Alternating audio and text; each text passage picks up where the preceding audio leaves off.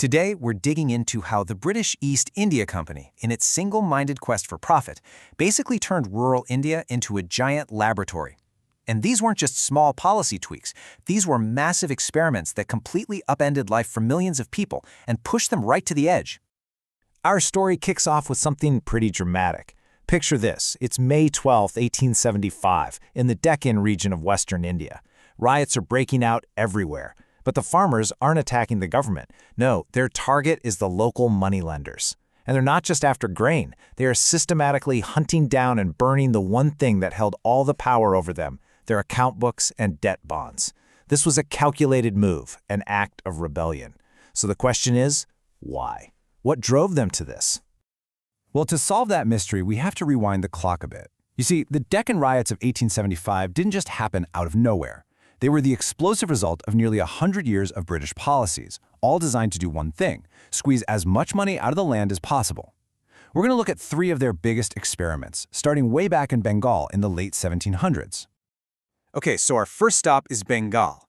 After the East India Company got the right to collect taxes in 1765, they ran into a huge problem. Their income was all over the place. One year it was up, the next it was down, and you can't fund armies and trade with unpredictable cash flow. So they came up with a radical solution, a real gamble. It was called the Permanent Settlement of 1793. The idea seemed pretty simple on the surface. Let's just fix the land tax, forever.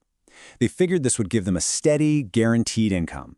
Plus, it would create a new class of landlords, the zamindars, who they hoped would be loyal to the British and invest in making the land more productive. But, and this is a huge but, they set that fixed tax rate at a cripplingly high level. Why? Because they were betting that crop prices and land values would eventually go up, and they wanted to lock in their share of that future profit from day one. And to make sure everyone paid up, they brought in the incredibly harsh sunset law. And yeah, it's exactly as brutal as it sounds. If a zamindar didn't pay their tax by sunset on the due date, their entire estate was put up for auction. No excuses. It didn't matter if you had a drought, a flood, a bad harvest, nothing. The system had zero flexibility and maximum pressure. But here's where it gets really clever. The zamindars couldn't just fight back with force, so they learned to game the system. They'd send their own agents to the auctions to make crazy high bids on their own land, and then just not pay. This would tie the whole process up in knots. They'd transfer property to their mothers or wives because they knew the British had a policy against taking women's property. And even if some outsider did manage to buy the land, the old zamindar's local muscle, his enforcers, would make sure the new guy could never actually move in. They basically became masters of the loophole to survive. Okay, now let's jump to a different part of India to see another one of these experiments unfold. We're headed to the Raj Mahal Hills. To the British, this wasn't productive land. It was just untamed wilderness. They saw the forests and the people living in them as wild, savage, and worst of all, not profitable. You can really boil this whole conflict down to a battle between two tools, the hoe and the plow.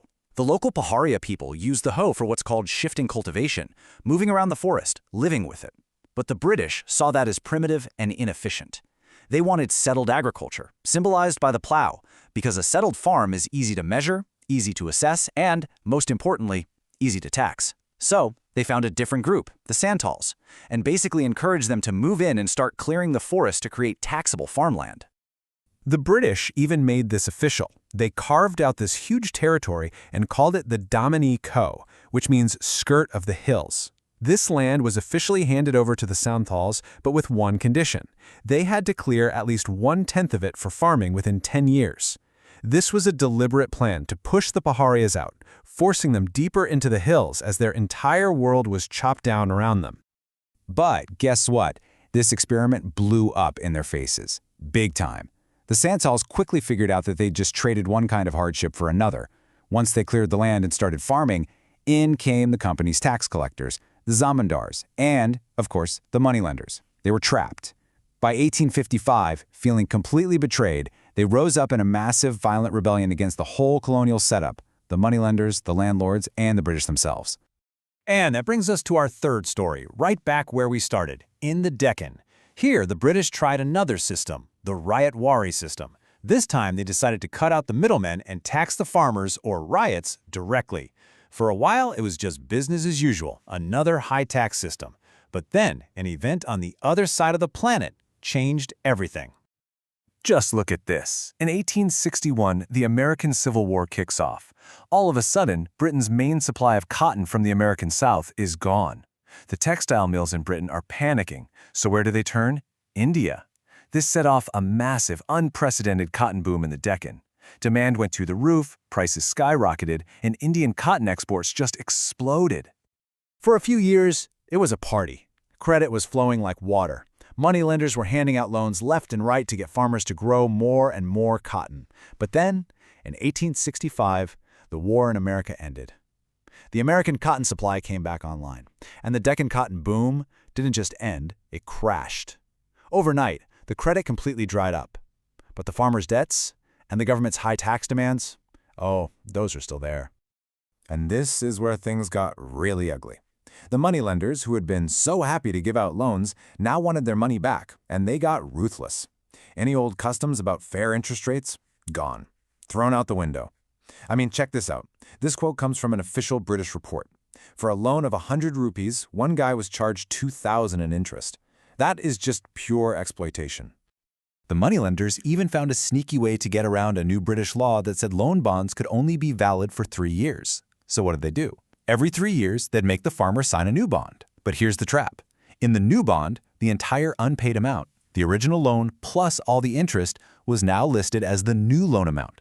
So farmers were now paying interest on their interest. It was a debt spiral that was mathematically impossible to climb out of.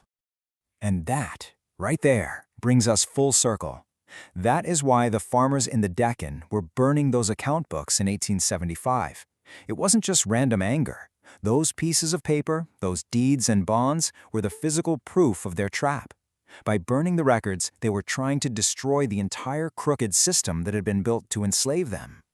So let's step back. We've seen the landlord system in Bengal, the forced deforestation in the Rajmahal Hills, and this insane cotton debt trap in the Deccan. 3 different places, 3 different experiments. So what's the common thread that ties all this together? The pattern is crystal clear, isn't it? Every single policy, designed only to guarantee money for the company, ended up causing total chaos. In Bengal, they created powerful landlords, who then ended up in conflict with a new group of powerful peasants. In Rajmahal, their plan to create taxable farms led to displacement and a massive rebellion. And in the Deccan, their tax system collided with the global market to create an inescapable cycle of debt. The entire countryside was just simmering, pushed to a breaking point. You see, these riots and rebellions weren't just isolated flare-ups. They were the tremors before the big one, the earthquake. The British had fundamentally broken the old social and economic fabric of rural India, and they replaced it with a machine designed for pure extraction. And that leaves us with one final, huge question. After a century of this pressure building up, what was going to happen when all this anger from peasants, from tribes, from landlords who'd lost everything, finally exploded all at once?